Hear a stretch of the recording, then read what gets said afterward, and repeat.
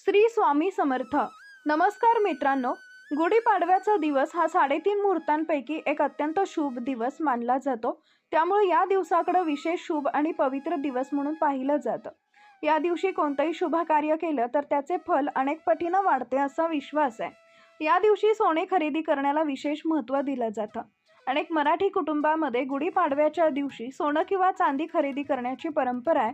त्याचबरोबर नवीन घर खरेदी करणे, नवीन वाहन घेणे किंवा नवीन व्यवसायाची सुरुवात करणं हे देखील अत्यंत शुभ मानलं जातं. मराठमोळे लोक या दिवशी आपल्या घराबाहेर गुढी उभारतात. ही गुढी म्हणजे विजय, समृद्धी आणि सकारात्मक ऊर्जेचं प्रतीक आहे. गुढी पारंपरिक पद्धतीनं बांबूवर उभारली जाते. त्यावर रेशमी किंवा केशरी कापड बांधलं जातं. त्यावर उलटा ठेवलेला तांब्या किंवा कलश, तसेच आंब्याची पानं, फुले आणि गाठी बांधून ती सजवली जाते. असा विश्वास आहे की गुढी उभारल्यानं घरातील वाईट शक्ती दूर राहतात, घरामध्ये सुख, शांती आणि समृद्धीचा प्रवेश होतो. गुढीवर सूर्याची किरणं पडून ती परावर्तित होऊन घरात येतात, यामुळे सकारात्मक ऊर्जा वाढते. हिंदू पंचांगानुसार चैत्र शुक्ल पक्षाची प्रतिपदा तिथी 19 मार्च 2026 रोजी सकाळी 6:52 सुरू होत असून ती 20 मार्च रोजी पहाटे 4:52 समाप्ती होणार आहे. त्यामुळे उदय तिथीनुसार 19 मार्च हाच दिवस गुढीपाडव्याचा मुख्य दिवस आहे. या शुभ दिवशी केलेले सर्व कार्य यशस्वी होते असा ब्रह्मदेवाचा आशीर्वाद मानला जातो. गुढीपाडवा का साजरा केला जातो याबाबत अनेक पौराणिक कथा आहेत. त्यापैकी एक महत्त्वाची कथा म्हणजे याच दिवशी ब्रह्मदेवांनी सृष्टीची निर्मिती केली. त्यामुळे हा दिवस हिंदू नववर्षाची सुरुवात म्हणून साजरा केला जातो.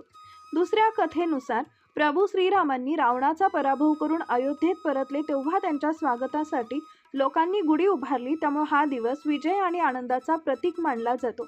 मित्रांनो, गुढीपाडव्याचा दिवस हा आपल्या घरातील दारिद्र्य आणि नकारात्मकता दूर करण्यासाठी अत्यंत शुभ मानला जातो. आता आपण या दिवशी करायचा एक अत्यंत प्रभावी उपाय जाणून घेणार आहोत. जर तुम्हाला या दिवशी सोने खरेदी करणं शक्य नसेल तर तुम्ही एक अशी वस्तू घरी आणू शकता जी सोन्यापेक्षाही अधिक शुभ आणि फलदायी मानली जाते. ती वस्तू म्हणजे कमळाचं बीज, ज्याला कमल बीज असंही म्हणतात. कमळाचं बीज हे देवी लक्ष्मीचं अत्यंत प्रिय मानलं जातं.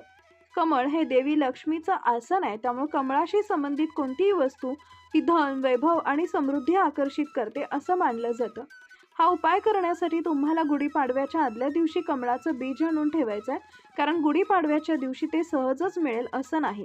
गुढीपाडव्याच्या दिवशी सकाळी लवकर उठून घराची स्वच्छता करायची आहे. त्यानंतर स्नान करून देवपूजा करायची आहे. देवपूजा झाल्यानंतर सकाळी 10 वाजेच्या आत गुढी उभारायची आहे.